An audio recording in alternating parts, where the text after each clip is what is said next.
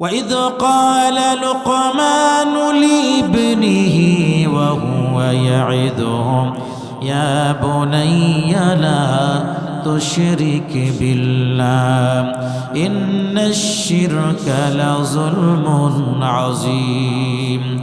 লোকমান হাকিম তার সন্তানদেরকে বলেন, ও সন্তানেরা, সাবধান, আল্লাহর সাথে অংশীদার স্থাপন করবে না।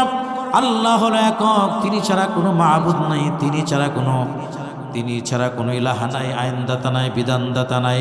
সুতরাং আল্লাহ পাক রব্বুল আলামিনের উপর একমাত্র ভরসা করবা, আল্লাহর সাথে অংশীদার স্থাপন করবা না। এরপরে আল্লাহ পাক রব্বুল আলামিন লোকমান হাকিম সন্তানদেরকে যে নসিহতগুলো করেছেন, এই সন্তানগুলোর নসিহতগুলো আল্লাহর কাছে এত পছন্দ হয়েছে, আল্লাহ পাক কোরআনে কারীমের ভিতরে আয়াত হিসাবে নাজিল করে দিয়েছেন। সুবহানাল্লাহ।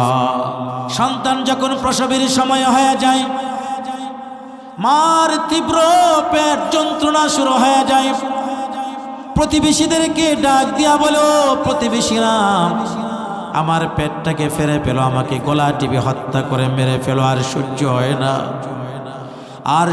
হয় না, আমাকে গলা টিপে মেরে ফেলো, পেটটা ফেরে পেলো। প্রতিবেশীরা ডাক দিয়া বলে, একটু অপেক্ষা করো, অল্প সময় পরে তোমার কলিজার টুকরা সন্তান দুনিয়ার জমিনে আসবে। সন্তানটা যখন দুনিয়ার জমিনে ভূমিষ্ঠ হয়, সন্তান ওয়া ওয়া করে যখন কান্না শুরু করে দেয়, মাটা বেহুশ হয়ে আছে, বেহুশ মাটার হুশটা ফিরে আসে। মা ডাক দিয়া বলে, কে কোথায় আছো? আমার সন্তানটা কান্না করে তোমরা কি দেখো না? প্রতিবেশীরা ডাক দিয়া বলে, সবে মাত্র হয়েছে, কেউ গামছা তলি আনার জন্য গেছে, কেউ বালতি পানি আনার জন্য গেছে। সন্তানটাকে যখন পরিষ্কার পরিচ্ছন্ন করে মার বুকের মধ্যে সন্তানটাকে দেওয়া হয়, মা এত কষ্টের পরে বেহুশ, মার হুশ ফিরে আসার পরে মা যখন তার কলিজার টুকরা, নার ছিঁড়া কলিজার টুকরার সন্তান যখন বুকের মধ্যে ফিরে পায়, তখন 10 মাস 10 দিনের পেটে ধরার কষ্ট আর প্রসব যন্ত্রণার কষ্ট মুহূর্তের ভিতরে মা ভুলে যায়।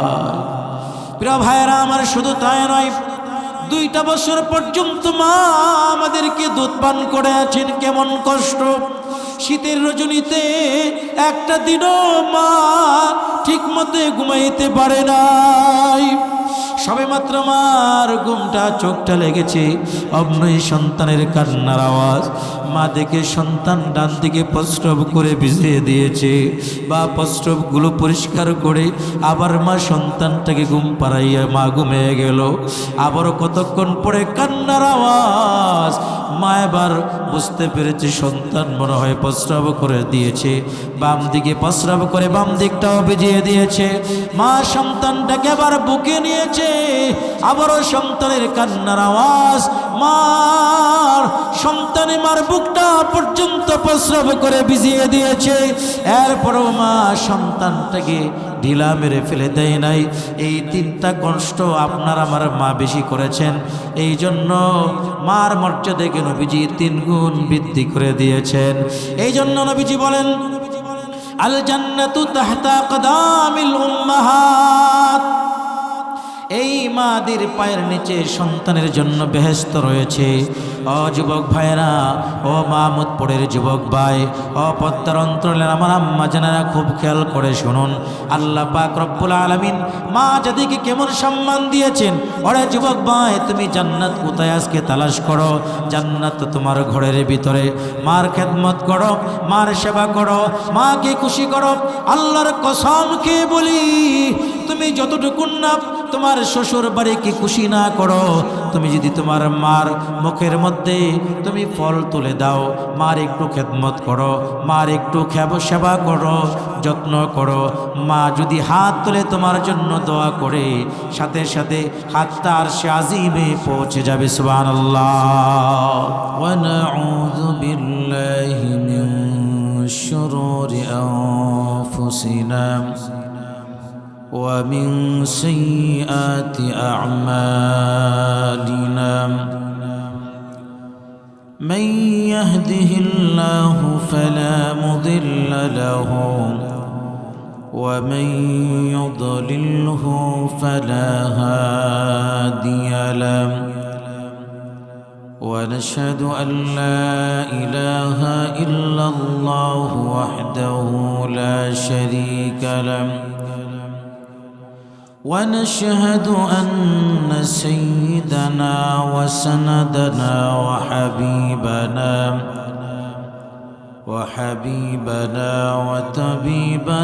وطبيب قلوبنا ومولانا محمدا عبده ورسوله الذي أرسله الله تعالى بالحق بشيرا ونذيرا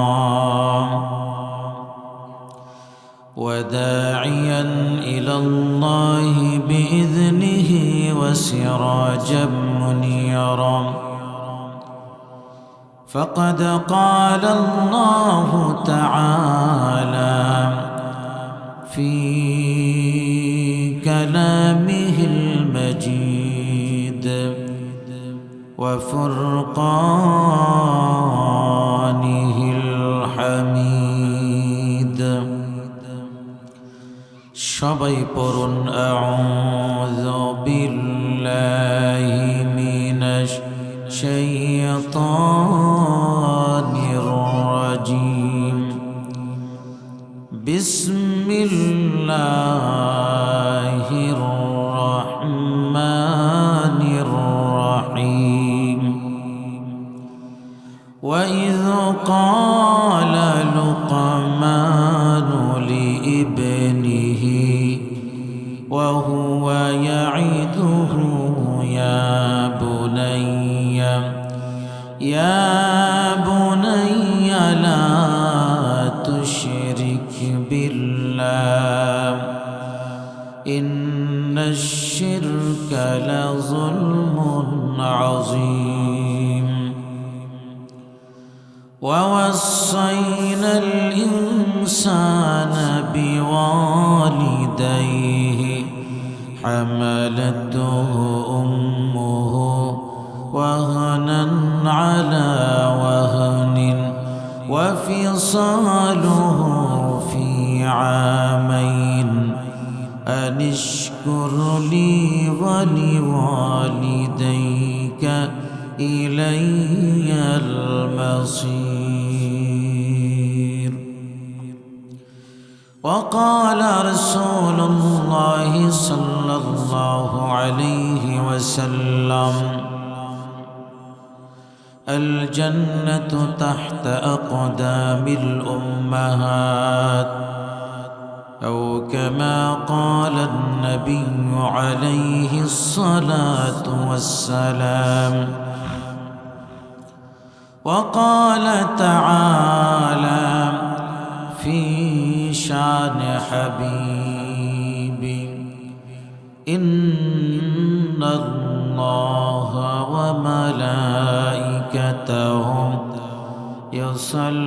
يصلون على النبي يا أيها الذين آمنوا صلوا عليه وسلموا تسليما بلغ العلا بكماله كشف الدجى بجماله حسنت جميع خصاله صلوا عليه وآله الہی بنا لو مجھے غبار مدینہ الہی دکھا دے ہمیں روضہ مدینہ بلغ العلا بكماله كشف الدجى بجماله حسنت جميع خصاله صلوا عليه नहीं दो जहां में मिसाल मोहम्मद जमाल खुदा है कमाल मोहम्मद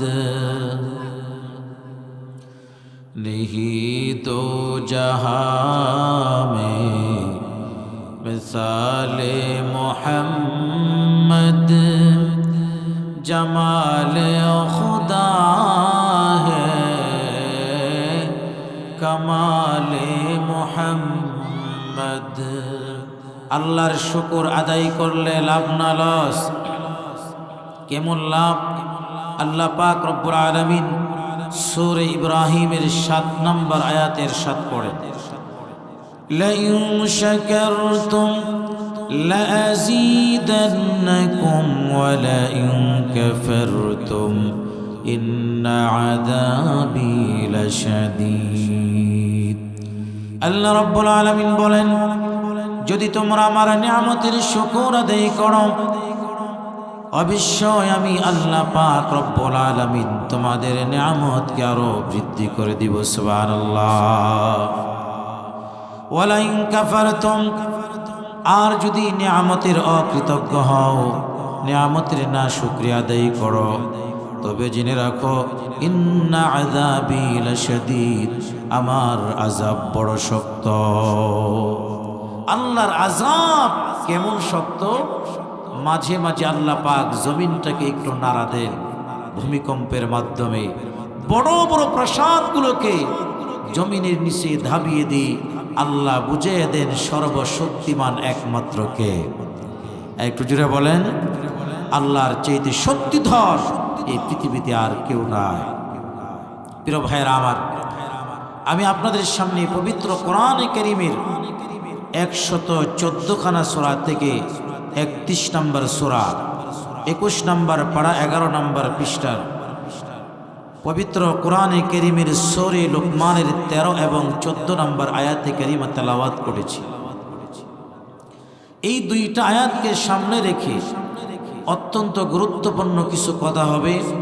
আল্লাহ পাক সর্বপ্রথম আমাকে এবং আপনাদের সবাইকে আমলে বাস্তবায়ন করার তৌফিক দান করুন। আমরা সকলে পড়ছি আমিন। যেই সূরাটি আমি আপনাদের সামনে নির্বাচন করেছি কোরআনে কারীমের 114 খানা সূরা থেকে 31 নম্বর সূরা, সূরার নাম হলো সূরা লুকমান। সূরার নাম কি একটু বলেন তো? লুকমান। প্রথমে আমরা এই সূরা লুকমানকে কেন লুকমান রাখা হলো, এর শানে নুজুল এবং এই সূরার ভিতরে আল্লাহ পাক রব্বুল আলামিন কি বলেছেন, লুকমানে হাকিম তার সন্তানদেরকে কি বলেছেন, লুকমানে হাকিম কে ছিলেন, এই কয়টা বিষয় আলোচনা করব। প্রথমেই এই সূরার শানে নুজুল সম্পর্কে আমরা কিছু কথা বলব। মক্কার মুশরিকরা যখন শিরকের ভিতরে লিপ্ত ছিল, তাওহীদকে, আল্লাহর ওয়াহদানিয়াতকে যখন তারা অস্বীকার করে বসলো, কোরআনকে, আখিরাতকে, পরকালকে যখন তারা অস্বীকার করে বসলো, উপহাস করতে লাগলো, এমনকি এই পৃথিবীর বুকে মাতা পিতাদের সম্মানের আসন, সেই সম্মানটুকুন পর্যন্ত সমাজের লোকেরা দিতে রাজি হলো না, মা বাপকে পর্যন্ত ভক্তি শ্রদ্ধার আসনে তারা বসাতে পারল না।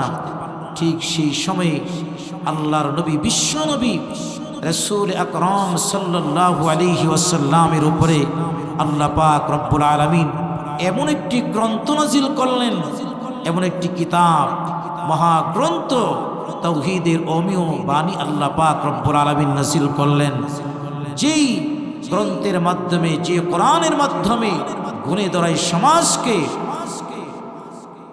আল্লাহর নবী সাল্লাল্লাহু আলাইহি সাল্লাম এমনভাবে সাজালেন, যে নাজুকপূর্ণ সমাজ ব্যবস্থা ছিল, কলুষিত সমাজটাকে নবীজি সাল্লাল্লাহু আলাইহি ওয়াসাল্লাম কোরআনের মাধ্যমে, ইসলামের মাধ্যমে পৃথিবীর সেরা আদর্শবান মডেল সমাজ হিসাবে উপহার দিয়েছিলেন। সুবহানাল্লাহ।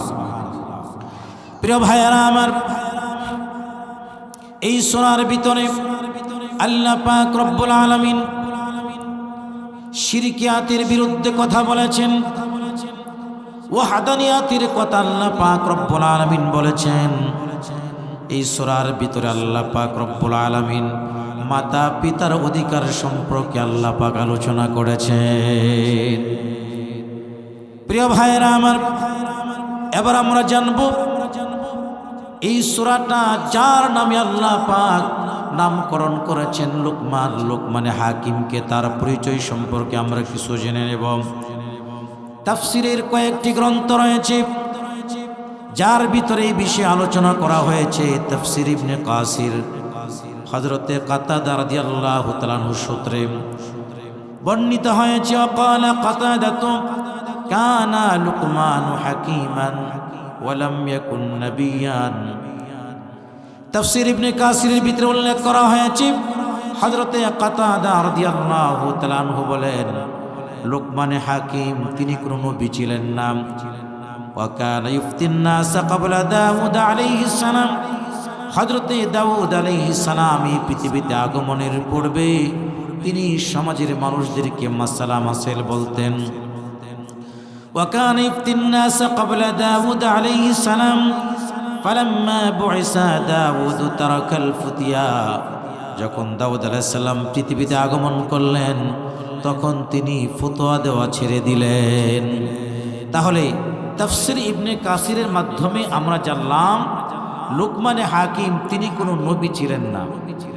তাফসিরের আরেকটা গ্রন্থ রয়েছে তাফসিরে দুররে মানসুর। তাফসিরে দুররে মানসুরের ভিতরে হযরতে ইবনে আব্বাস রাদিয়াল্লাহু তাআলা আনহুমা সূত্রে বর্ণিত হয়েছে, কানা লুকমানু আবদান হাবশিয়ান, লুকমানে হাকিম তিনি একজন হাবশি গোলাম ছিলেন। লুকমানে হাকিম একজন হাবশি গোলাম ছিলেন। কোরআনে কারীমের ভিতরে ব্যক্তির নামে মোট সূরা নাজিল করা হয়েছে 8টি। ব্যক্তির নামে কয়টি সূরা নাজিল করা হয়েছে? 8টি সূরা ব্যক্তির নামে। তার ভিতরে 6টি সূরা হলো পয়গম্বর আর 2টি সূরা হলো আল্লাহ তাআলার ওলি। সূরা ইউসুফ হযরত ইউসুফ আলাইহিস সালাতু ওয়াস সালামের নামে, সূরা ইউনুস হযরত ইউনুস আলাইহিস সালাতু ওয়াস সালামের নামে, সূরা হুদ হযরত হুদ আলাইহিস সালাতু ওয়াস সালামের নামে, সূরা নূহ হযরত নূহ আলাইহিস সালামের নামে, সূরা ইব্রাহিম হযরত ইব্রাহিম আলাইহিস সালামের নামে, সূরা মুহাম্মদ মুহাম্মাদুর রাসূলুল্লাহ সাল্লাল্লাহু আলাইহি ওয়াসাল্লামের নামে আল্লাহ পাক রব্বুল আলামিন নাজিল করেছেন। এই 6টা হলো আল্লাহর পয়গম্বরদের নামে আল্লাহ পাক কোরআনে সূরা নাজিল করেছেন। 2টা হলো ওলির নামে, একটা হলো সূরা মারইয়াম হযরতে মারইয়াম আলাইহিস সালামের নামে, আর একটা হলো সূরা লুকমান হযরতে লুকমানে হাকিমের নামে। প্রিয় ভাইরা আমার, আমরা তাফসিরে দুররে মানসুরের মাধ্যমে জানতে পারলাম কানা লুকমানু আবদান হাবশিয়া, লুকমান হাকিম একজন হাবশি গোলাম ছিলেন, কৃতদাস ছিলেন। লুকমান হাকিম এমন কোনো ব্যক্তি ছিলেন না যে যার নামে কোরআনে সূরা নাজিল করতে হয়। অথচ কোরআনে কারীমের ভিতরে সাহাবীদের নামে কোনো সূরা নাই, অথচ সাহাবী কেরামের মর্যাদা কত বেশি। কোরআনের ভিতরে কি কোনো সাহাবীর নামে কি কোনো সূরা আছে নাকি? আপনারা শুনেছেন সূরা আবু বকর আছে, সূরা ওমর, সূরা উসমান, সূরা আলী আছে নাকি কোরআনের ভিতরে? সাহাবীদের নামে কোরআনে কারীমের ভিতরে কোনো সূরা নাই, অথচ সাহাবী কেরামের মর্যাদা কত আকাশচুম্বী। লুকমানে হাকিম কে যার নামে আল্লাহ পাক কোরআনে সূরা নাজিল করলেন, অথচ তিনি কোনো পয়গম্বর ছিলেন না, তিনি কোনো সাহাবীও ছিলেন না। প্রিয় ভাইয়েরা আমার, আজকের এই মেরাজের রজনীতে আল্লাহর পয়গম্বর বিশ্ব নবী মহানবী মুহাম্মদুর রাসূলুল্লাহ সাল্লাল্লাহু আলাইহি ওয়াসাল্লাম জান্নাত জাহান্নাম পরিদর্শন করেছিলেন। রাসূল যখন জান্নাত পরিদর্শন করছিলেন, একটা জান্নাতের সামনে যে নবীজি অপলক তাকায়া রইলেন, চোখের পাতি যেন নড়ে না। জিবরাইল আমিন বললেন, ইয়া রাসূলুল্লাহ, জান্নাতটা মনে হয় আপনার পছন্দ হয়েছে। আল্লাহর পয়গম্বর বিশ্বনবী বললেন, অত্যন্ত চমৎকার জান্নাত, খুবই মুগ্ধকর মনোমুগ্ধকর দৃশ্য, নয়ন অবিরাম দৃশ্য। নবী মনে করলেন যে এই জান্নাতটা মনে হয় আমি বিশ্বনবীর জন্য আল্লাহ মঞ্জুর করেছেন। আবার জিবরাইল আমিন বললেন, ইয়া রাসূলুল্লাহ, ইয়া হাবিবাল্লাহ, এই জান্নাতটা আপনার প্রিয় সাহাবী হযরতে আবু বকরের জন্য আল্লাহ নির্ধারণ করেছেন। সুবহানাল্লাহ। সাহাবীদের মর্যাদা কত বেশি! সাহাবীদের ভিতরে একজন সাহাবীর নাম হলো উবাই ইবনে কাব রাদিয়াল্লাহু তাআলা আনহু। তিনি 7 কেরাতে কোরআনে কারীম তেলাওয়াত করতে পারতেন, অত্যন্ত চমৎকার কণ্ঠে তিনি তেলাওয়াত করতেন। প্রিয় ভাইরা আমার, আল্লাহর পয়গম্বরের সাহাবী হযরত উবাই ইবনে কাব রাদিয়াল্লাহু তাআলা আনহু অত্যন্ত চমৎকার কণ্ঠে তিনি কোরআনে কারীম তেলাওয়াত করতে পারতেন। একবার তিনি তেলাওয়াত করতেছেন, এমত অবস্থায় রাহমাতুল লিল আলামিন তার দরবারে হাজির হয়ে গেল। তার সামনে এসে তার কোরআনে কারীম তেলাওয়াতে শোনার জন্য মুগ্ধ হয়ে গেলেন। নবীজি যখন উবাই ইবনে কাবের কাছে আসলেন তেলাওয়াত শোনার জন্য, নবীর সাহাবী উবাই তেলাওয়াত বন্ধ করে দিল। নবীজি বললেন, উবাই তেলাওয়াত চালিয়ে যাও। ছাত্র তেলাওয়াত করে, উস্তাদ হঠাৎ করে আসছে, তেলাওয়াত বন্ধ হয়ে যায়। উস্তাদের সামনে অতর্কিত তেলাওয়াত তারা করতে পারে না।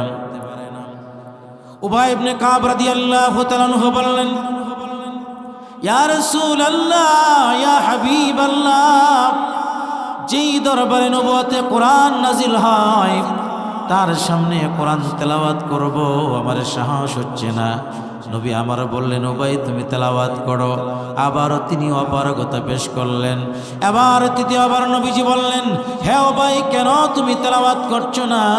তোমার কণ্ঠ থেকে কোরআনে কারীমের তেলাওয়াত শোনার জন্য স্বয়ং আহকামুল হাকিমিন আল্লাহ পাক রব্বুল আলামিন আমি বিশ্ব নবীকে হুকুম করেছেন। জুড়ে বলি সুবহানাল্লাহ। তোমার কণ্ঠ থেকে কোরআন তেলাওয়াত শোনার জন্য আমি নবীকে স্বয়ং আল্লাহ হুকুম করেছেন, তুমি কেন কোরআন তেলাওয়াত করছো না?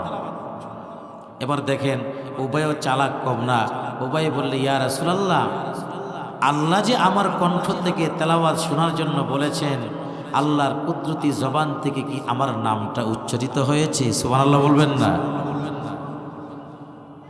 বিশ্বনবী বললেন, হে উবাই, স্বয়ং আহকামুল হাকিমিন আল্লাহ রাব্বুল আলামিনের কুদরতি জবান থেকে তোমার নামটা উচ্চারিত হয়েছে, আর তোমার কণ্ঠ থেকে কোরআনে কারীম তেলাওয়াত শোনার জন্য বলেছেন। এবার উবাই ইবনে কাব রাদিয়াল্লাহু তাআলা আনহু বলেন, ইয়া রাসূলুল্লাহ, ইয়া হাবিবাল্লাহ, আমার জীবন সফল হয়ে গেছে। আমার জীবনে এর চাইতে আর কি সফলতা হতে পারে? এর চাইতে আমার কি সৌভাগ্য হতে পারে যে স্বয়ং আহকামুল হাকিমিন আল্লাহ তাআলার কুদরতি জবান থেকে আমার মতন অদমের নামটা উচ্চারিত হয়েছে। সুবহানাল্লাহ। সাহাবীদের ভিতরে আরেকজন সাহাবীর নাম হলো হযরতে বেলাল। হযরতে বেলাল রাদিয়াল্লাহু তাআলা আনহু চেহারাটা দেখতে একেবারেই কালো, চেহারা দেখতে বেশি ভালো ছিল না। নবীজি মেরাজে গেলেন, সিদরাতুল মুনতাহা পাড়ি দিয়া নবীজি যখন আল্লাহ পাক রব্বুল আলামিনের সাথে দিদার নসিব হবে এমন একটা জায়গায় উপনীত হলেন যেখানে ফেরেশতা পর্যন্ত, জিবরাইল আমিন পর্যন্ত যেতে পারে না, ক্ষমতা নাই। সিদরাতুল মুনতাহার পরে কি আছে এই সম্পর্কে কোনো ফেরেশতার ভিতরেও জ্ঞান নাই, একমাত্র আল্লাহ তাআলার কাছে জ্ঞান রয়েছে। নবীজি বলেন, নীরব নিস্তব্ধ চতুর্দিকে আমি বিথ সন্ত্রস্ত হয়ে গেলাম। হঠাৎ করে আমি যেন দেখলাম আমার কালো বেলাল আমার আশেপাশে ঘুরতেছে। সুবহানাল্লাহ। নবী যখন কিয়ামতের কঠিন ময়দানে সর্বপ্রথম তো আপনার আমার নবী জান্নাতে প্রবেশ করবেন, নবীজি জান্নাত উদ্বোধন করবেন, জান্নাতের ফিতা নবীজি কাটবেন। নবীর আগে কেউ জান্নাতে যেতে পারবে না, আপনার আমার নবীর আগে কেউ জান্নাত উদ্বোধন করতে পারবে না। নবী যখন জান্নাত উদ্বোধনের উদ্দেশ্যে রওনা হয়ে যাবেন, হযরতে কালো বেলাল নবীজির সওয়ারের লাগাম ধরে ধরে বিশ্ব নবীর সাথে, নবীজির সাথে আগে আগে জান্নাতে প্রবেশ করবে। সুবহানাল্লাহ। কালো বেলালের কেমন দাম! তিনজন কালোকে আল্লাহ সম্মানিত করেছেন, মহিমান্বিত করেছেন। একজন কালো হলো হযরত বেলাল, আরেকজন কালো হলো হযরত ওমর রাদিয়াল্লাহু তাআলা আনহুর আজাদকৃত দাস মাহাজাব, আরেকজন কালো হলো হযরতে লুকমান। হযরতে লুকমান চেহারাটা কালো ছিল, নাকটা মোটা ছিল, চেহারাটা এত সুন্দর ছিল না, কিন্তু আল্লাহ পাক তার ভিতরে এমন কি পেলেন, যেখানে সাহাবে কেরামের নামে কোরআনের ভিতরে কোনো সূরা নাই, হযরতে লুকমান হাকিমের নামে আল্লাহ পাক কোরআনে কারীমের ভিতরে সূরা নাজিল করেছেন। প্রিয় ভাইয়েরা আমার, তাফসীরে দুররে মানসুরের ভিতরে উল্লেখ করা হয়েছে, কুরতুবী শরীফের ভিতরেও আছে, তাফসীর ইবনে কাসিরের ভিতরেও উল্লেখ করা হয়েছে। কিলা লিলুকমানিল হাকিম, লুকমানে হাকিমকে বলা হলো বাদশাহ। একটা মজার ব্যাপার দেখেন, বাদশার অধীনত লুকমান কাজ করে, গোলাম কৃতদাস, কৃতদাসদের ভিতরেও মাঝে মাঝে সলা পরামর্শ হতো, বসতো সবাই একসাথে, হালকা হতো। সেখানে বসে বসে লুকমান অত্যন্ত তাত্ত্বিক জ্ঞান ও গর্ব কথা বলতো। বাদশার কর্ণকহরে এই সংবাদ পৌঁছে গেল যে আপনার অধীনস্থ একজন কৃতদাস, তার নাম হলো লুকমান, অত্যন্ত জ্ঞান গর্ব কথা বলে থাকেন, চমকপ্রদ কথা বলে থাকেন। বাদশাহ বলে, তাই নাকি? যদি এমনটাই হয় তাহলে সে কৃতদাসের কাজ কেন করবে? তাকে আমি উচ্চ পর্যদস্ত, তার সম্মানের উচ্চ আসনে তাকে আমি বসাইয়া দেব, তবে আমি তাকে পরীক্ষা করব। লুকমানকে ডাকা হলো। বাদশাহ লুকমানকে ডাকলেন আর বললেন, ইযবাহ শাতান, ও লুকমান, তুমি একটা ছাগল জবে করবা, ফাতিনা বিআতিয়াবি মা ফিহা। অতঃপর এই ছাগল জব করার পরে ওই ছাগলের সবচেয়ে উৎকৃষ্ট, সবচেয়ে ভালো অংশটা তুমি আমার জন্য নিয়ে আসবা। ফাযাবাহা শাতান, এবার লুকমান হাকিম একটা ছাগল জবাই করলেন। ছাগল জবাই করার পর ফাতাহুম বিল কলবি ওয়াল লিসান, ওই ছাগলের জিহ্বাটা এবং কলবটা, হৃৎপিণ্ডটা নিয়ে আসলো, কলবটা নিয়ে আসলো। এই দিনেই এই পর্যন্তই শেষ। কিছুদিন পরে আবার বাদশাহ তাকে বলে, সুম্মা কিলা লাহুম ইযবাহ শাতান ফাতিনা বিআখবাতিম মা ফিহা। আর একদিন বাদশাহ বললেন, ও লুকমান, তুমি একটা ছাগল জবাই করো, ওই ছাগল জবাই করার পরে ছাগলের নিকৃষ্ট বস্তুটা তুমি আমার কাছে নিয়ে আসো। ফাতাহুম বিল কলবি ওয়াল লিসান, এবার কলবি নিয়ে আসলো, জিহ্বা নিয়ে আসলো, কলব জিহ্বাটায় নিয়ে আসলো। বাদশাহ ডাক দিয়ে বলে, ওরে লুকমান, আমি মনে করেছিলাম তুমি খুবই জ্ঞানী, কিন্তু এখন দেখি তোমার চাইতে কম জ্ঞানী নিকৃষ্ট আর কেউ হতে পারে না। আমি তোমাকে বলেছি ছাগলের উৎকৃষ্ট অংশ টানার জন্য, ওই ছাগলের উৎকৃষ্ট অংশ তুমি কলব এনেছ, কলিজা এনেছ, জিহ্বাটা এনেছ। আবার নিকৃষ্ট বস্তুর কথা বললাম, তাও তুমি জিহ্বা এনেছ, তাও তুমি কলবটা এনেছ। তোমাকে মনে করেছিলাম জ্ঞানী, এখন থেকে তুমি মূর্খ। এবার বাদশাহকে, লুকমানে হাকিম বাদশাহকে ডাক দিয়া বলে, ন বাদশাহ, আসলে বিষয়টা এমন না। ফাকিলা লাহু ফি যালিকা ফাকালা ইন তাবাল জাসাদু কুল্লুহু ওয়া ইন খাবুসাল জাসাদু কুল্লুহু। ও বাদশাহ, একটা মানুষের দেহের ভিতরে দুইটা অংশ আছে, একটার নাম হলো জিহ্বা, বেঠিক হয়ে যায়, পুরা দেহটাই বেঠিক হয়ে যায়, ঠিক কিনা? আপনার জিহ্বাটা যদি ভালো হয় পুরা দেহ ভালো, আপনার কলব যদি ভালো হয় পুরা দেহটা ভালো।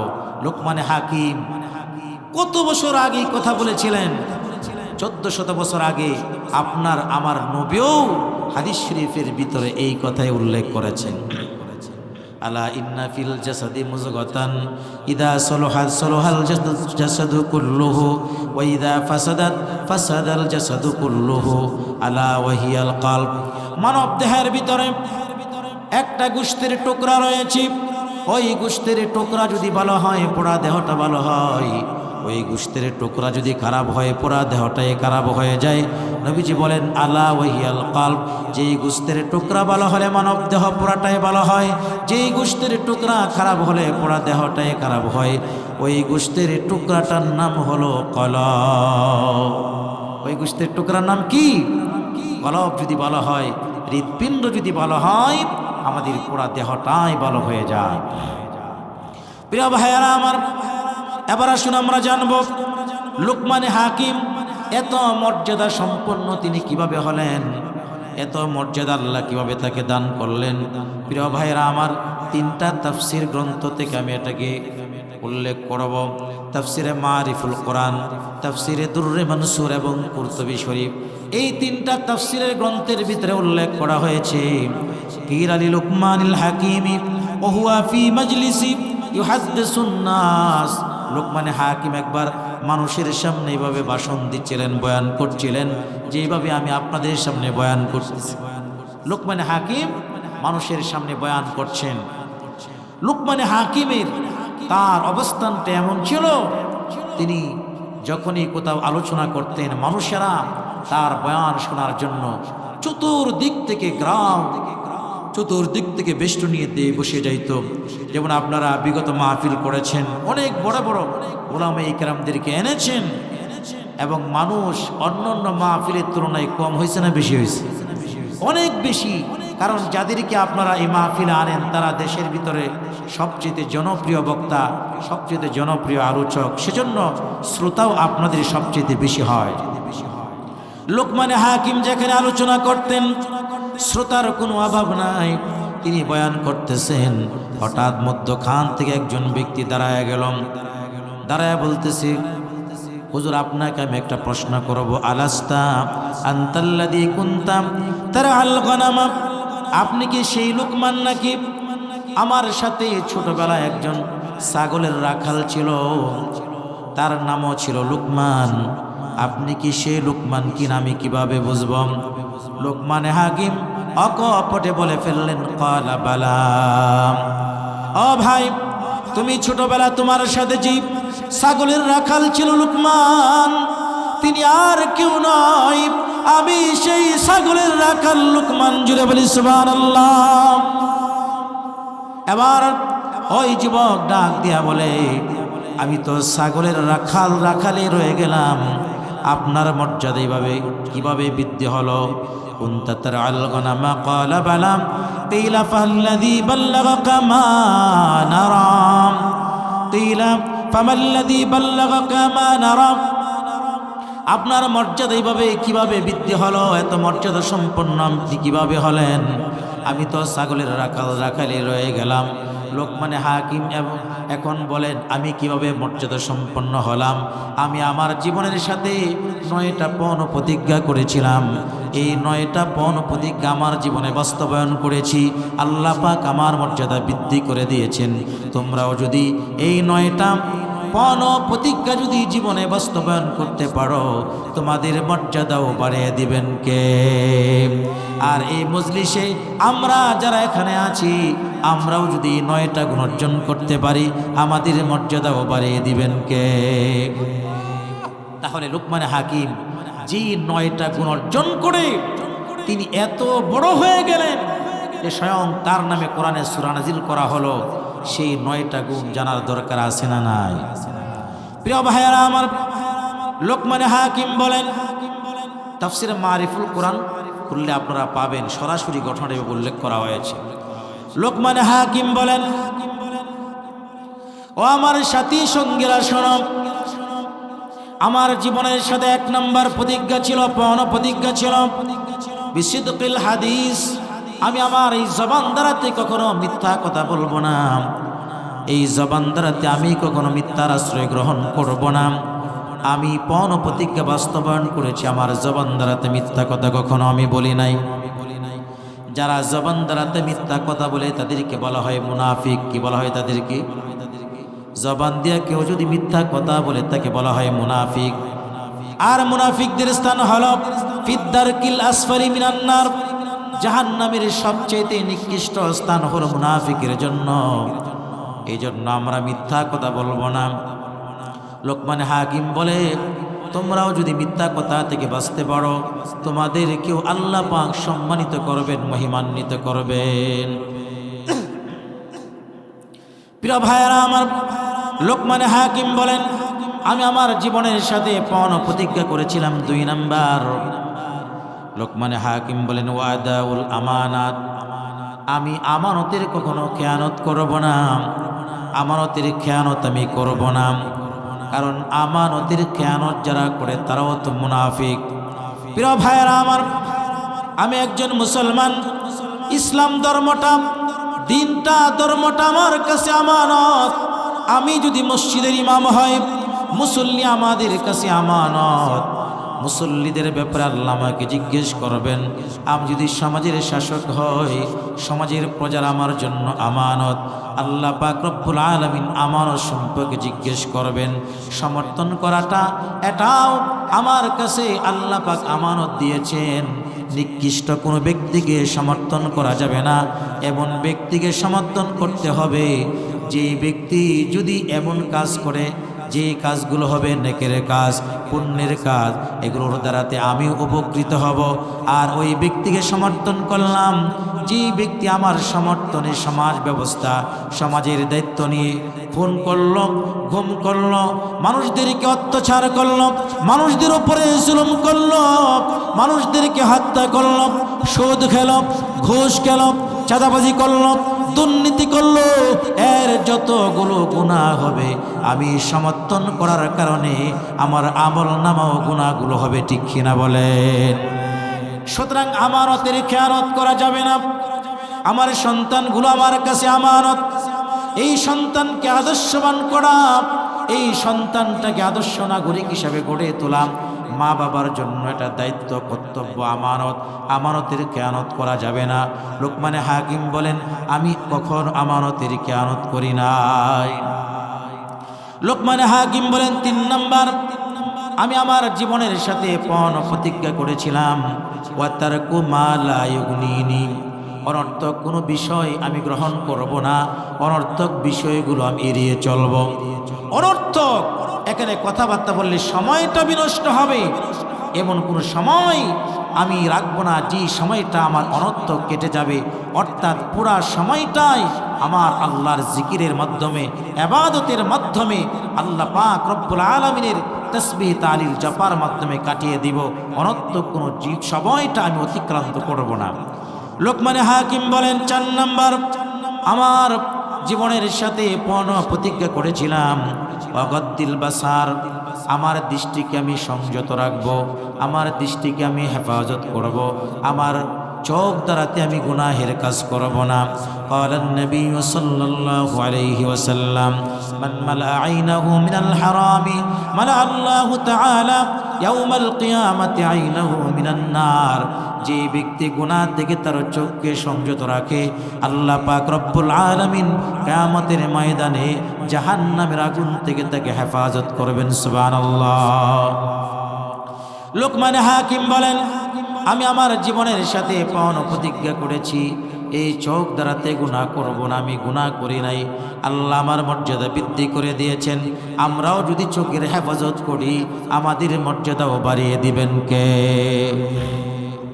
প্রিয় ভাইরা আমার, লোকমান হাকিম বলেন, আমি আমার জীবনের সাথে পণ প্রতিজ্ঞা করেছিলাম, ওয়াকলিল হালাল, আমার পেটের ভিতরে হালাল খাদ্য ঢুকাবো, আমার পেটের ভিতরে হারাম ঢুকাবো না।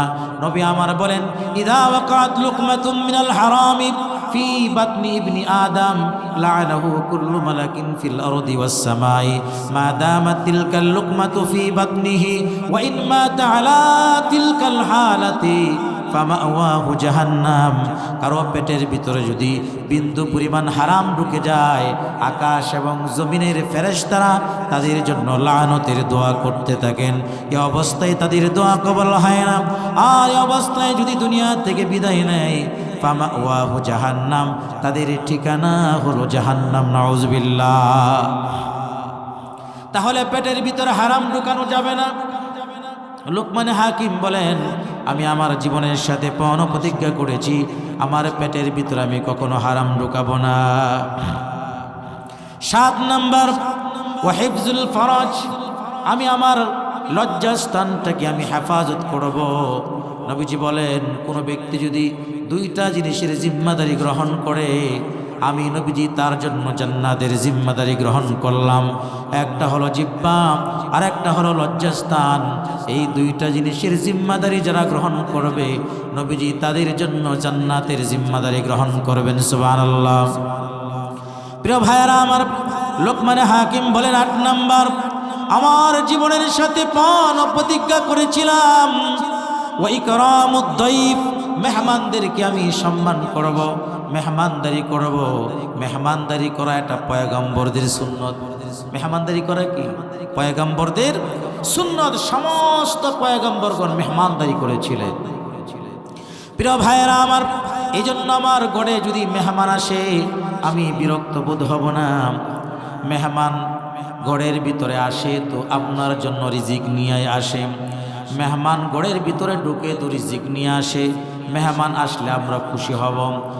লোকমান হাকিম বলেন, আমি মেহমানদারি করতাম, এটা আমার গুণ ছিল, আল্লাহ আমার মর্যাদা বৃদ্ধি করে দিয়েছেন। এরপরে লোকমান হাকিম বলেন 9 নাম্বার, ওয়াসসালাতু ফি ওয়াক্তিহা, আমি সময় মতো নামাজ আদায় করতাম। এই 9টা গুণ অর্জন করার কারণে আল্লাহ পাক রব্বুল আলামিন আমি লোকমানের মর্যাদা বাড়িয়ে দিয়েছেন। তোমরাও যদি 9টা গুণ অর্জন করতে পারো, তোমাদের মর্যাদাও আল্লাহ পাক রব্বুল আলামিন বৃদ্ধি করে দিবেন। সুবহানাল্লাহ। প্রিয় ভাইরা আমার, এই জন্য লোকমান হাকিম যেই 9টা গুণ অর্জন করে তিনি এত বড় আল্লাহর কাছে মর্যাদা সম্পন্ন হলেন যে আল্লাহ তার শানে কোরআনের ভিতরে সূরা নাজিল করেছেন। আমরাও এই 9টা গুণ অর্জন করব, রাজি আছি তো ইনশাআল্লাহ। প্রিয় ভাইয়ারা, এবার আসুন, লোকমান হাকিম তার সন্তানদেরকে কিছু নসিহত করেছিলেন। আমরাও তো আমাদের সন্তানদেরকে নসিহত করি। ও আমার কলিজার টুকরা সন্তানেরা, সাবধান, তোমরা সাইনবোর্ড যেও না। যদি সাইনবোর্ড যাও, সেখানে মারামারি হচ্ছে, গোলাগুলি হচ্ছে, ওই জায়গায় তোমরা যাও না। অথবা তোমাদের ওই বন্ধু বান্ধবদের সাথে আড্ডা দিও না, তাহলে তুমি নষ্ট হয়ে যাবে। আমরাও তো আমাদের সন্তানদেরকে নসিহত করি। লোকমান হাকিম তার সন্তানদেরকে নসিহত করলেন, ও আমার কলিজার টুকরা দরের সন্তানেরা, শোনো, তোমাদেরকে নসিহত করি। লোকমান হাকিম মোট 10টা নসিহত সন্তানদেরকে করেছিলেন। 10টা নসিহত আজকে বলার সময় থাকবে না। 10টা থেকে আমি 2টা নসিহত আপনাদের সামনে বলবো, আর যদি কখনো সময় হয় তাহলে বাকি 8টা বলবো। লোকমান হাকিম তার সন্তানদেরকে ডাক দিয়া বলেন, ও সন্তানেরা, وَإِذْ قَالَ لُقْمَانُ لِابْنِهِ وَهُوَ يَعِظُهُ يَا بُنَيَّ لَا تُشْرِكْ بِاللَّهِ إِنَّ الشِّرْكَ لَظُلْمٌ عَظِيمٌ।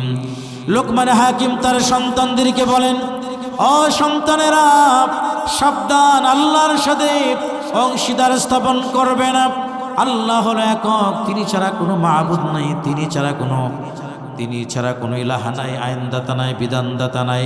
সুতরাং আল্লাহ পাক রব্বুল আলামিনের উপর একমাত্র ভরসা করবা, আল্লাহর সাথে অংশীদার স্থাপন করবা না।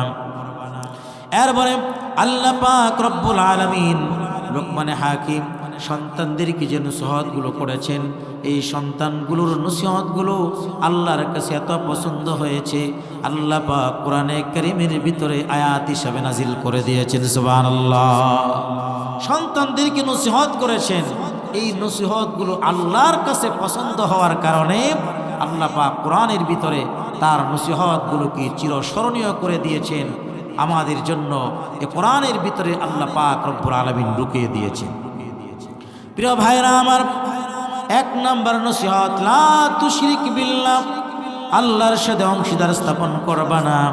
আল্লাহ হলো এক, আল্লাহ ছাড়া কোনো মাবুদ নাই। ওয়ালিল্লাহি মুলকুস সামাওয়াতি ওয়াল আরদ ওয়াল্লাহু আলা কুল্লি শাইইন কাদির। এই আকাশ এবং জমিনের রাজত্ব কার? আর একটু জোরে বলেন কার? আল্লাহ পাক রব্বুল আলামিনের কাছেই হলো সমস্ত রাজত্ব। সর্বময় শক্তির অধিকারী হচ্ছেন আপনারা আমার রব আল্লাহ সুবহানাহু ওয়া তাআলা। প্রিয় বন্ধুরা আমার, প্রিয় ভাইরা আমার, পবিত্র কোরআনে কারীমের সূরাতুদ দাহরের ভিতরে আল্লাহ পাক রব্বুল আলামিনের সাথে করেন, হাল আতা আলাল ইনসানি হিনুম মিনাদ দাহরি লাম ইয়াকুন শাইআম মাযকুরা। আল্লাহ পাক রব্বুল আলামিন বলেন, হাল আতা আলাল ইনসান, মানুষের কি এমন একটা সময় অতিক্রান্ত করে নাই সে পরিচয় দেওয়ার মতন কোনো বস্তু ছিল না, সে উল্লেখযোগ্য কোনো বস্তু ছিল না, তার সম্মান ছিল না, মর্যাদা ছিল না, ইজ্জত ছিল না, সমাজের ভিতরে তার কোনো অবস্থান ছিল না। সে ছিল নাপাক, এক ফোঁটা পানির টুকরা। এই পানির টুকরার কোন দাম ছিল না, মূল্য ছিল না।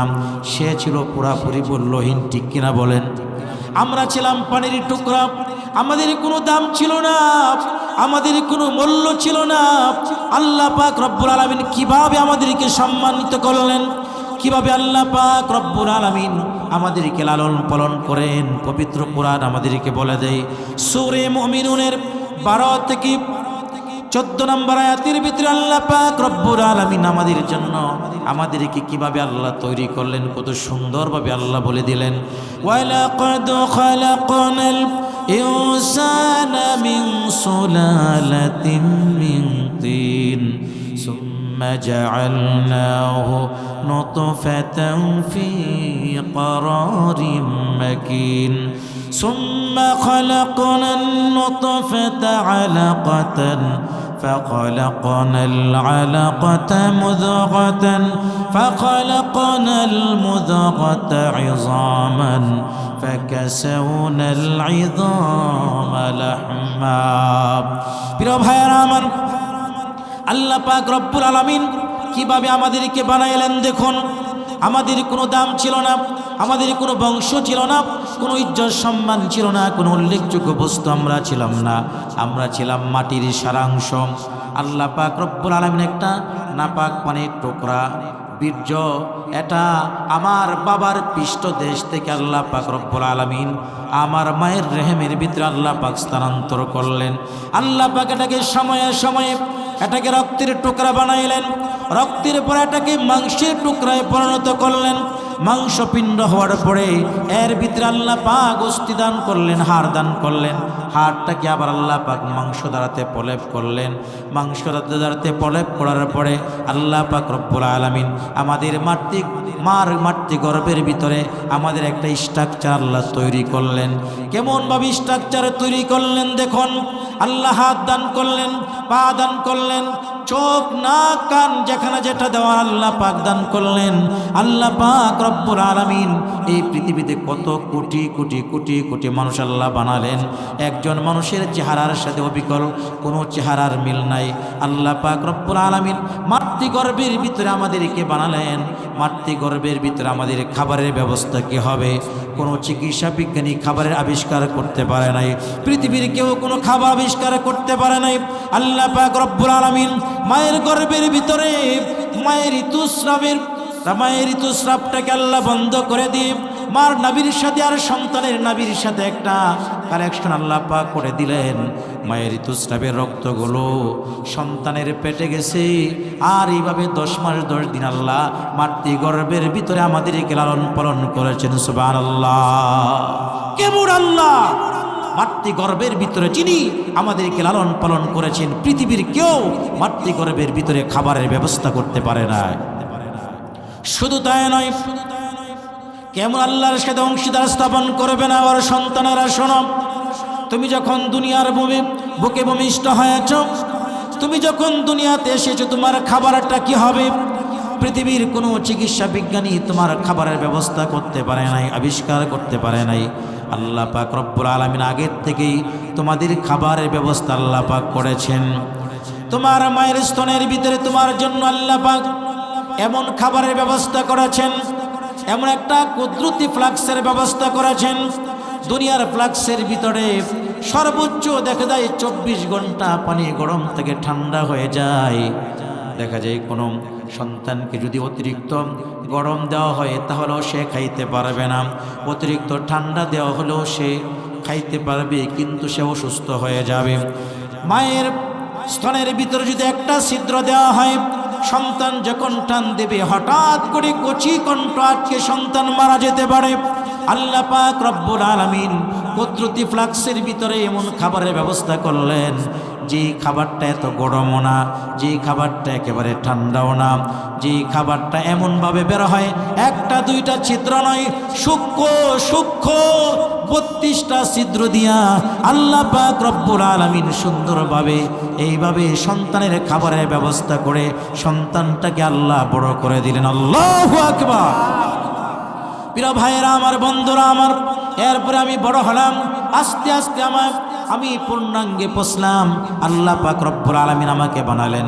লোকমানে হাকিম বলেন, ও সন্তানেরা, যে আল্লাহ তোমাকে এত নিপুণভাবে সৃষ্টি করলেন, ওই আল্লাহর সাথে তুমি কখনো অংশীদার স্থাপন করবা না। প্রিয় বন্ধুরা আমার, 3টা অন্ধকারের ভিতরে আল্লাহ আমাদেরকে বানাইলেন। সূরাতুজ জুমারের 6 নম্বর আয়াত, ইয়াখলুকুকুম في بطون أمهاتكم خلقا من بعد خلق في ظلمات ثلاث। 3টা অন্ধকারের ভিতরে 1 নম্বর হলো মায়ের পেটের অন্ধকার। এই অন্ধকারের ভিতরে আবার জরায়ুর অন্ধকার, এর ভিতরে আবার পাতলা একটা আবরণের অন্ধকার। এই 3টা অন্ধকারের ভিতরে যে আল্লাহ পাক আমাদেরকে বানাইলেন, সে আল্লাহর চাইতে ক্ষমতাধর, জুড়ে বলেন আর কেউ আছে নাকি? সুতরাং সে আল্লাহর সাথে অংশীদার স্থাপন করা যাবে না। এরপরে 2 নম্বর নসিহত, লোকমানে হাকিম তার সন্তানদেরকে বলেন, ও সন্তানেরা, ওয়াসাইনাল ইনসানা বিওয়ালিদাইহি حملته أمه وهنا على وهن وفصاله في عامين أن اشكر لي ولوالديك إلي المصير। আল্লাহ পাক রব্বুল আলামিন বলেন, ওয়াসাইনাল ইনসানা, আমি মানুষদেরকে নসিহত করেছি, বিওয়ালিদাইহি, তাদের মা বাবার বিষয়ে তারা যেন মা বাবার সাথে উত্তম আচরণ করে, মা বাবার সাথে যেন তারা ভালো আচরণ করে, কারণ মা বাবা সন্তানের জন্য অনেক কষ্ট করেছেন। হামালাতহু উম্মুহু ওয়াহানান আলা ওয়াহনিন। আল্লাহ পাক রব্বুল আলামিন বলেন, কষ্টের পরে কষ্ট সহ্য করে মা সন্তানকে পেটে ধারণ করেছেন। ওয়া ফিসালুহু ফি আমাইন, এবং দুধ ছাড়ানোতে লেগেছে মায়ের 2 বৎসর। পাশাপাশি আল্লাহ পাক রব্বুল আলামিন বলেন, আনিশকুরুলি, তোমরা আমার কৃতজ্ঞতা আদায় করো, ওয়ালি ওয়ালিদাইক, এবং তোমাদের মা বাবার কৃতজ্ঞতা তোমরা আদায় করো। এই আয়াতের ভিতরে আল্লাহ পাক রব্বুল আলামিন পরিষ্কারভাবে নসিহত করেছেন, যেন আমরা আল্লাহ পাক রব্বুল আলামিনের সৃষ্টি অর্থাৎ মা সন্তানের জন্য যে পরিমাণ কষ্ট করেছে, এই কারণে যেন মার কৃতজ্ঞতা আদায় করি, অর্থাৎ মার সাথে যেন আমরা ইহসান করি। বাবা কষ্ট করেছেন, সুতরাং বাবার সাথে যেন আমরা ইহসান করি।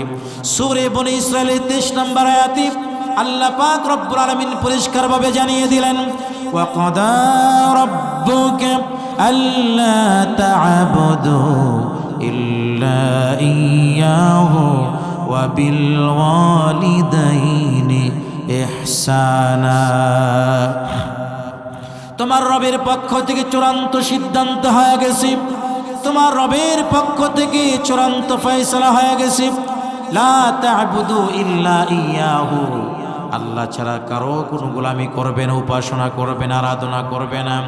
ওয়াবিল ওয়ালিদাইনি ইহসানা, আর মা বাবার সাথে তোমরা উত্তম আচরণ করবে, মা বাবার সাথে তোমরা উত্তম আচরণ করবে।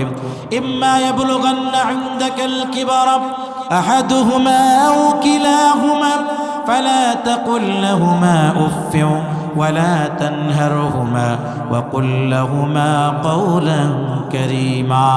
মা বাবা তোবা উভয়ের কেউ যখন বার্ধক্যে উপনীত হয়ে যায় তখন তোমরা তাদের সাথে এমন কোনো আচরণ করো না। যখন মা বাপ তোমাদেরকে কিছু কথা বলে মা বাবার প্রতি বিরক্ত হয়ে তোমরা যেন তোমাদের জবান থেকে ও শব্দটুকু উচ্চারণ না করো। মা বাবার প্রতি বিরক্ত হয়েও না, মা বাবার প্রতি বিরক্ত হয়ে তোমরা ও শব্দ পর্যন্ত উচ্চারণ করতে পারবে না। নির্দেশটা কার? আর একটু আওয়াজ করে বলেন কার? প্রিয় বন্ধুরা আমার, ও মাহমুদপুরি ও সোসাইটির যুবক ভাইরা, একটু খেয়াল করে শুনেন। আজকের এই সমাজটাকে যদি সুন্দর করতে চান, আমার এই দুইটা মেসেজ যদি আপনারা গ্রহণ করতে পারেন তাহলে এই সমাজ ব্যবস্থাটা সুন্দর হয়ে যাবে। এক নাম্বার হলো আল্লাহর সাথে শিরিক না করা, দুই নাম্বার হলো মা বাবার সাথে উত্তম আচরণ করা। সহিহ বুখারীর বর্ণনা 527 নম্বর হাদিসের বর্ণনা, হযরতে আব্দুল্লাহ রাদিয়াল্লাহু তাআলা আনহু থেকে হাদিসটি বর্ণিত।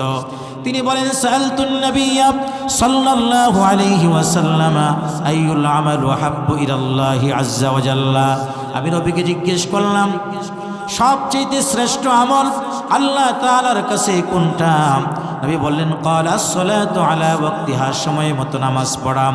আবার নবীকে জিজ্ঞেস করলাম, কুলতু সুম্মা আইয়ুন, আবার দ্বিতীয়বার জিজ্ঞেস করলাম আল্লাহর কাছে এরপরে সবচেয়ে শ্রেষ্ঠ আমল কোনটা?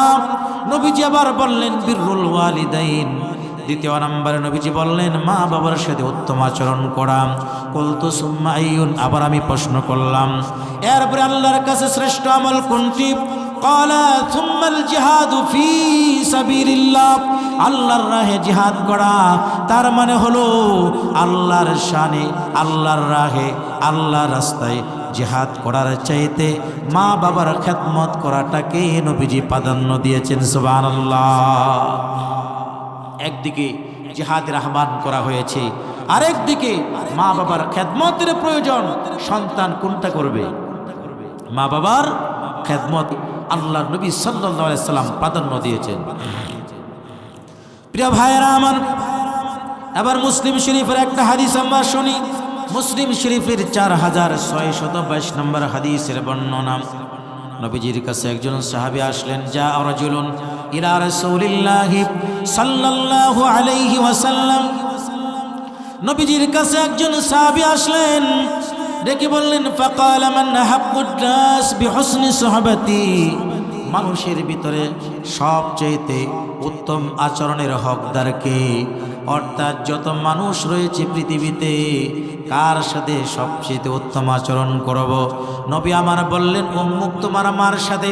আবার সাহাবী প্রশ্ন করলেন, সুম্মা মান, কার সাথে উত্তম আচরণ করব? নবীজি আবারও বললেন, উম্মুক, তোমার মার সাথে। তৃতীয়বার আবার সাহাবী প্রশ্ন করলেন, সুম্মা মান, অতঃপর কার সাথে উত্তম আচরণ করব? আবার নবীজি বললেন, উম্মুক, তোমার মায়ের সাথে। চতুর্থবার যখন প্রশ্ন করলেন, সুম্মা মান, এবার নবী বললেন, আবুকা, তোমার বাবার সাথে। তার মানে হলো নবীজি হাদিসের ভিতরে বাবার চাইতে 3 গুণ মার মর্যাদার কথা উল্লেখ করেছেন। কারণ মা জাতি বাবার চাইতে 3টা কষ্ট বেশি করেছে। বাবার চাইতে মা কয়টা কষ্ট বেশি করেছেন? প্রিয় ভাইয়েরা আমার, সন্তানটাকে গর্ভধারণ করেছেন কে? আর একটু জোরে বলেন। নাকি কোনো পুরুষ পেটের ভিতরে সন্তান জন্ম নিয়েছে? আছে, প্রমাণ আছে নাকি? প্রিয় ভাইয়েরা আমার, আমার মা আমাকে পেটে ধারণ করেছেন। আমি যখন মার গর্ভের ভিতরে ছিলাম, আমার হাত হয়েছে, পা হয়েছে, অঙ্গ প্রত্যঙ্গ হয়েছে। আমি হাত দ্বারাতে গুঁতা দিয়েছি, মার কলিজার ভিতরে আঘাত লেগেছে। পা দ্বারাতে গুঁতা দিয়েছি, মার কলিজার ভিতরে আঘাত লেগেছে। মা সহ্য করতে পারে নাই। মা একবার ওঠে, একবার বসে, একবার হাটে কোনো কিছুই সহ্য হয় না, খাবার খেতে বসেছে, অমনি সন্তান পেটের ভিতরে গুঁতা দিয়েছে। মা খাইতে পারে নাই, প্লেটটাকে ধরে নিক্ষেপ করে মা শুয়ে পড়েছে, কষ্ট সহ্য করতে পারে নাই। কখনো ভূমি, কখনো দেখা যায় অসহ্য যন্ত্রণা। এইভাবেই 10 মাস 10 দিন পর্যন্ত মা অতিক্রান্ত করতে হয়েছে। 2 নম্বর কষ্ট হলো প্রসব যন্ত্রণার কষ্ট। পৃথিবীর কোনো পুরুষ প্রসব যন্ত্রণার কষ্ট কখনো সহ্য করে নাই। এমনকি প্রসব যন্ত্রণার কষ্টটা কেমন পৃথিবীর কোনো পুরুষ কখনো তুলনা করতে পারবে না। সহ্যহীন কষ্ট মা প্রসব যন্ত্রণার সময় করতে হয়েছে। সন্তান যখন প্রসবের সময় হয়ে যায়, মার তীব্র পেট যন্ত্রণা শুরু হয়ে যায়। প্রতিবেশীদেরকে ডাক দিয়া বলো, প্রতিবেশীরা আমার পেটটাকে ফেরে ফেলো, আমাকে গলা টিপে হত্যা করে মেরে ফেলো, আর সহ্য হয় না, আর সহ্য হয় না, আমাকে গলা টিপে মেরে ফেলো, পেটটা ফেরে ফেলো। প্রতিবেশীরা ডাক দিয়া বলে একটু অপেক্ষা করো, অল্প সময় পরে তোমার কলিজার টুকরা সন্তান দুনিয়ার জমিনে আসবে।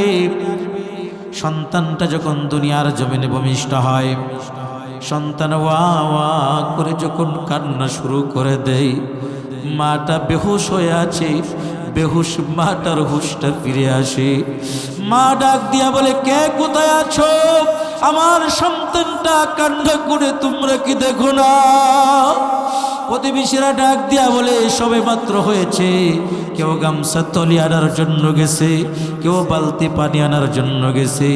সন্তানটাকে যখন পরিষ্কার পরিচ্ছন্ন করে মার বুকের মধ্যে সন্তানটাকে দেওয়া হয়, মা এত কষ্টের পরে বেহুশ, মার হুশ ফিরে আসার পরে মা যখন তার কলিজার টুকরা, নার ছিঁড়া কলিজার টুকরা সন্তান যখন বুকের মধ্যে ফিরে পায়, তখন 10 মাস 10 দিনের পেটে ধরার কষ্ট আর প্রসব যন্ত্রণার কষ্ট মুহূর্তের ভিতরে মা ভুলে যায়। প্রিয় ভাইয়েরা আমার, শুধু তাই নয়, 2টা বছর পর্যন্ত মা আমাদেরকে দুধ পান করে আছেন। কেমন কষ্ট! শীতের রজনীতে একটা দিনও মা ঠিক মতো ঘুমাইতে পারে নাই। সবে মাত্র মার ঘুমটা, চোখটা লেগেছে, অমনি সন্তানের কান্নার আওয়াজ। মা দেখে সন্তান ডান দিকে প্রস্রাব করে ভিজিয়ে দিয়েছে, বা প্রস্রাবগুলো পরিষ্কার করে আবার মা সন্তানটাকে ঘুম পাড়াইয়া মা ঘুমিয়ে গেল। আবারও কতক্ষণ পরে কান্নার আওয়াজ। মা এবার বুঝতে পেরেছে সন্তান মনে হয় প্রস্রাব করে দিয়েছে, বাম দিকে প্রস্রাব করে বাম দিকটাও ভিজিয়ে দিয়েছে। মা সন্তানটাকে আবার বুকে নিয়েছে, আবারও সন্তানের কান্নার আওয়াজ। মার সন্তানে মার বুকটা পর্যন্ত প্রস্রাব করে ভিজিয়ে দিয়েছে। এরপরও মা সন্তানটাকে ঢিলা মেরে ফেলে দেয় নাই। এই 3টা কষ্ট আপনার আমার মা বেশি করেছেন, এই জন্য মার মর্যাদাকে নবীজি 3 গুণ বৃদ্ধি করে দিয়েছেন। এই জন্য নবীজি বলেন, আল জান্নাতু তাহতা আকদামিল উম্মাহাত। এই মাদের পায়ের নিচে সন্তানের জন্য বেহেশত রয়েছে। ও যুবক ভাইরা, ও মাহমুদপুরের যুবক ভাই, ও পদ্মার অন্তরের আমার আম্মা জানেরা, খুব খেয়াল করে শুনুন। আল্লাহ পাক রব্বুল আলামিন মা জাতিকে কেমন সম্মান দিয়েছেন। ওরে যুবক ভাই, তুমি জান্নাত কোথায় আজকে তালাশ করো? জান্নাত তো তোমার ঘরের ভিতরে। মার খেদমত করো, মার সেবা করো, মাকে খুশি করো। আল্লাহর কসম খেয়ে বলি, তুমি যতটুকু না তোমার শ্বশুর বাড়িকে খুশি না করো, তুমি যদি তোমার মার মুখের মধ্যে তুমি ফল তুলে দাও, মার একটু খেদমত করো, মার একটু সেবা করো, যত্ন করো, মা যদি হাত তুলে তোমার জন্য দোয়া করে, সাথে সাথে হাতটা আরশে আজিমে পৌঁছে যাবে। সুবহানাল্লাহ। প্রিয় ভাইরা আমার, মুস্তাজাবুদ দাওয়া, 3 জন ব্যক্তির দোয়া ডাইরেক্ট কবুল হয়ে যায়। কয়জন? 3 জন ব্যক্তির দোয়া 100% আল্লাহর দরবারে কবুল হয়। 1 নম্বর হলো মুসাফির। মুসাফির যদি দোয়া করে দোয়া কবুল হয়ে যায়। 2 নম্বর হলো মাজলুম, সমাজের ভিতরে যারা নিপীড়িত অত্যাচারিত ব্যক্তি, তারা দোয়া করলে কবুল হয়। 3 নম্বর হলো মা বাপ যদি সন্তানের জন্য দোয়া করে, আল্লাহ পাক রব্বুল আলামিন সাথে সাথে দোয়া কবুল করেন। সুবহানাল্লাহ। প্রিয় ভাইরা আমার, এই জন্য মা বাবাকে সম্মান করতে হবে, মা বাবার সাথে উত্তম আচরণ করতে হবে। মাকে কেমন সম্মান করতে হবে, মাকে কেমন ইজ্জত করতে হবে, আল্লাহর পয়গম্বর বিশ্বনবী মহানবী রাসূল করিম সাল্লাল্লাহু আলাইহি ওয়াসাল্লাম একবার আবু দাউদ শরীফের বর্ণনা 5144 নম্বর হাদিসের বর্ণনা, তিরমিজি শরীফের 2736 নম্বর হাদিসের বর্ণনা, হযরত আব্দুল্লাহ ইবনে জাফর রাদিয়াল্লাহু তাআলা আনহু থেকে হাদিসটি বর্ণিত। তিনি বলেন, আকবালাত হালিমাতুস সাদিয়াতু আলা রাসূলিল্লাহি সাল্লাল্লাহু আলাইহি ওয়াসাল্লাম। নবীজি একবার সাহাবায়ে কেরামদের সামনে বসা, ঠিক সে অবস্থায় হালিমাতুস সাদিয়া রাদিয়াল্লাহু তাআলা আনহা আগমন করলেন। ফাবাসাতালাহা রিদাহ, নবীজি তার চাদরখানি তার হালিমাতুস সাদিয়ার পায়ের নিচে বিছিয়ে দিলেন। ওয়া আজলাসাহা আলাইহি, তিনি চাদর মুবারকের উপরে বসলেন, তার সাথে কথা বললেন। ওয়া আতাআন, তাকে হাদিয়া তোফা দিলেন, উপঢৌকন দিলেন, সেখান থেকে চলে গেল। সাহাবায়ে কেরাম জিজ্ঞেস করলেন, কে সেই মহিয়সী নারী যার কদমের নিচে বিশ্ব নবীর চাদর মুবারক শোভা পায়? কে সেই নারী যার পায়ের নিচে রাহমাতুল লিল আলামিন তার চাদর মুবারক বিছিয়ে দেন? নবীজি বলেন, ফালাম্মা আদবারাত ক্বাল আসহাবুহু ইয়া রাসূলুল্লাহ মান হাদিহি, কে সেই নারী? ক্বাল হাদিহি উম্মি বা'দা উম্মি, এটা হলো সেই নারী আমার মার, অর্থাৎ মার পরের মা, তার মানে হলো আমার প্রথম মা তো হলো হযরতে আমেনা। তিনি হলেন আমার সেই মা, যেই মা আমাকে দুগ্ধ পান করে আমাকে বড় করেছেন। সুবহানাল্লাহ। আর দাতনি হালিমাতুস সাদিয়া, তিনি হলো সেই মা যিনি আমাকে দুধ পান করাইয়া আমি নবীকে বড় করেছেন। আল্লাহু আকবার। যেই নবী তার দুধ মাসার পরে তার চাদর মোবারকটা সম্মানে বিছায় দেয়, ওই নবী যদি তার আসল মাকে পাইতেন কেমন সম্মান করতেন। প্রিয় বন্ধুরা আমার, আপনারা জানেন রাহমাতুল লিল আলামিন জীবনে কোনোদিন বাবার কোলে উঠতে পারেন নাই। নবীজি যখন দুনিয়ার জমিনে তিনি ভূমিষ্ঠ হলেন, এর আগেই তার বাবাকে তিনি চিরদিনের জন্য হারিয়ে ফেললেন। মা 8 বছর, 6 বছর, 7 বছর বয়সে মাকেও হারিয়ে ফেললেন। মার আদরটাও তিনি বেশি দিন টিকে নাই, মার আদরটাও তিনি পান নাই। আল্লাহর পয়গম্বর বিশ্বনবী রাহমাতুল লিল আলামিন, দুনিয়ার কত সন্তানেরা বাবার কোলে উঠে, তিনি কখনো বাবার কোলে উঠতে পারেন নাই। তার সাথীর সন্তানেরা বিকাল বেলায় খেলতে যায়, বাবারা সন্তানদেরকে কোলে নেই, চুমো দেয়, গালে চুমো দেয়, সন্তানকে নিয়ে যায়, বাড়িতে নিয়ে যায়। এতিম নবী দেখি আমার সন্তান, আমার বাবা কোথায়, কেন আমার বাবা আসে না, আমার বাবা কেন আমাকে কোলে নেই না। সন্ধ্যা হয়ে গেল, বাড়িতে যায় না, সব সন্তানেরা চলে গেল, এতিম নবী বাড়িতে যায় না। মা আমিনা পেরেশান, আমার এতিম মুহাম্মদ কই? গিয়া দেখি একটা পাহাড়ের পাদদেশে হেলান দিয়া বাবা বাবা বলে কান্না করে। প্রিয় বন্ধুরা আমার, প্রিয় ভাইরা আমার, রাহমাতুল লিল আলামিন বিশ্বনবী বাবার জন্য কান্না করলেন। মা আমিনা ডাক দিয়া বলে, কি হয়েছে, কেন কান্না করো? বলে, মক্কার সন্তানেরা বাবার কোলে, আমার বাবা কোথায়, আমি আমার বাবার কোলে উঠতে চাই। বলে, তোমার বাবা তো ইন্তেকাল করেছে, মারা গেছে। বলে, আমি আমার বাবার কবরের কাছে যেতে চাই।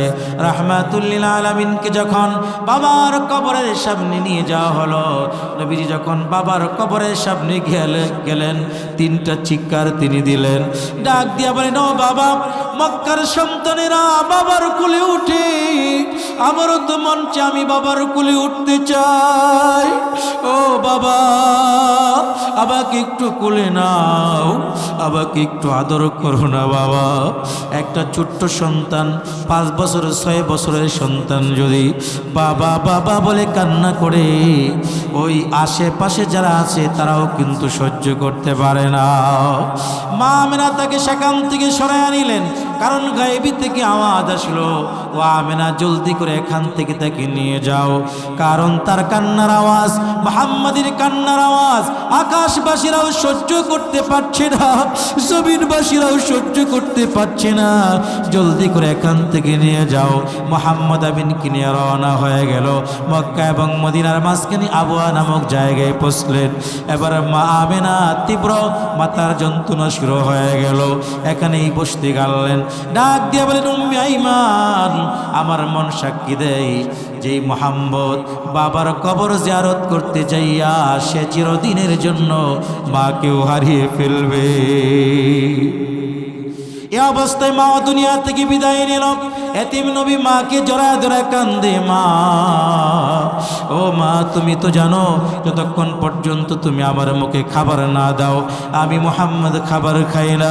তুমি যতক্ষণ আমাকে গল্প পড়ে ঘুম পাড়ায় না দাও আমি মুহাম্মদ ঘুমাই না। যতক্ষণ পর্যন্ত তুমি আমাকে গোসল না করো আমি গোসল করি না। ও মা, তুমি আমাকে কার কাছে রেখে গেলা? ও মা, তুমি আমাকে কার কাছে রেখে গেল? তুমি কি জানো না আমার যে বাবাও নাই, আমার যে বাও নাই, আজকে দুনিয়াতে আমার কেউ রইল না। আব্দুল মুত্তালিবকে ডাক দিয়ে বলে, দাদা এই দুনিয়াতে আজকে আমার কেউ নাই। আব্দুল মুত্তালিব বুকে জড়ায় ধরে বলে, ও নাতি চিন্তা করিস না, আজকে থেকে আমি তোর বাবা, আজকে থেকে আমি তোর মা। আমি ওয়াদা করলাম যতক্ষণ পর্যন্ত তোর মুখে আমি খাবার না দিব আমি আব্দুল মুত্তালিব খাবার খাবো না। যতক্ষণ পর্যন্ত তোকে ঘুম না পড়াইব আমি আব্দুল মুত্তালিব ঘুমাবো না। যতক্ষণ পর্যন্ত তোকে গোসল না করাবো আমি আব্দুল মুত্তালিব গোসল করব না। এতিম নবী জীবনে কোনোদিন বাবার কোলে উঠতে পারে নাই, তার মনের ভিতরে কি কষ্ট ছিল। ওরে যুবক ভাইয়েরা, যাদের মা নাই, যাদের বাবা নাই, একটু বার কথা স্মরণ করো, একটু বাবার কথা স্মরণ করো। আজকের এই মাহফিল কামিয়াব হয়ে যাবে। মার সাথে যাদের মা বাবা জীবিত আছে তারা তো সফল কাম। দুনিয়াতে এখনো তোমাদের জান্নাত অটুট আছে, তোমাদের জন্য বড় সুযোগ। দুনিয়াতে জান্নাত কামানোর বড় সুযোগ যাদের মা বাবা জীবিত আছে। এই জন্য আজকে থেকে আমাদেরকে ওয়াদা করতে হবে, ওয়াদাবদ্ধ হতে হবে, জীবনে কোনোদিন মাকে কষ্ট দিব না, জীবনে কোনোদিন বাবাকে কষ্ট দিব না। ওরে যুবক ভাইরা, যদি তুমি বাবাকে কষ্ট না দাও, যদি তুমি মাকে কষ্ট না দাও, আল্লাহর কসম এই মাহফিল সাক্ষী কিয়ামতের ময়দানে আল্লাহ পাক রব্বুল আলামিন তোমাকে জান্নাতি হিসাবে কবুল করে নেবেন। সুবহানাল্লাহ। এই জন্য আজকে থেকে ওয়াদা করব, যতদিন আমার মাকে আমার বাবাকে পাবো, আমার মাকে কষ্ট দিব না, আমার বাবাকে কষ্ট দিব না। রাজি আছি সকলে? দুইটা হাত তুলে আল্লাহকে দেখায়া দেন। আল্লাহ তাআলা আমার ভাইদেরকে কবুল করে নেন। আল্লাহ মাহমুদপুরি ইউথ সোসাইটিকে আপনি কবুল করে নেন। আল্লাহ যুবকরা যে সমস্ত সমাজসেবামূলক কার্যক্রম করে আল্লাহ এগুলোকে জান্নাতের বিনিময়ে কবুল আর মঞ্জুর করে নেন। সকলে পড়ছি আমিন।